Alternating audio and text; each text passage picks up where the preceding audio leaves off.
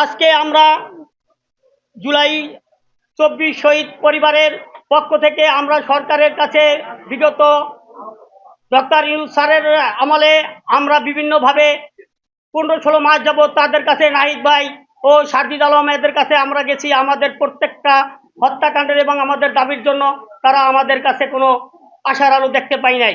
এখন আমাদের যে বর্তমান নির্বাচনী সরকার জনাব তারেক রহমান, সে কেবলমাত্র 2 মাস হইল এই বাংলাদেশের জমিনে এসে রাষ্ট্রের ক্ষমতায় আসছে।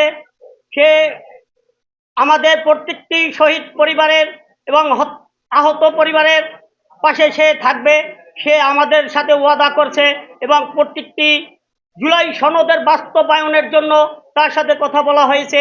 সে বলছে আমিও নিপীড়ন নির্যাতিত ফ্যামিলি, আমি জানি যে বেদনা কত হাহাকার, তাই সে বলছে আমি প্রত্যেকটা হত্যাকাণ্ডের এবং প্রত্যেকটা আহত এবং শহীদ ফ্যামিলির পাশে দাঁড়াবো।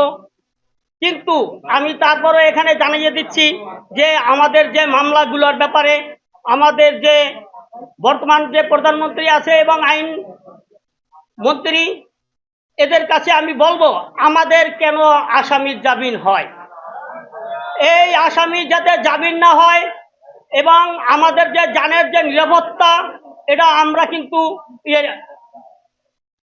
নিরাপত্তাহীনে ভুগতেছি।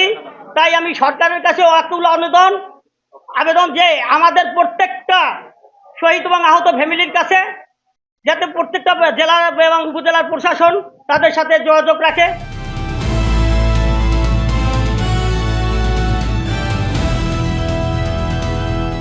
দিনাজপুর টিভি, মানুষের জীবনের কথা বলে।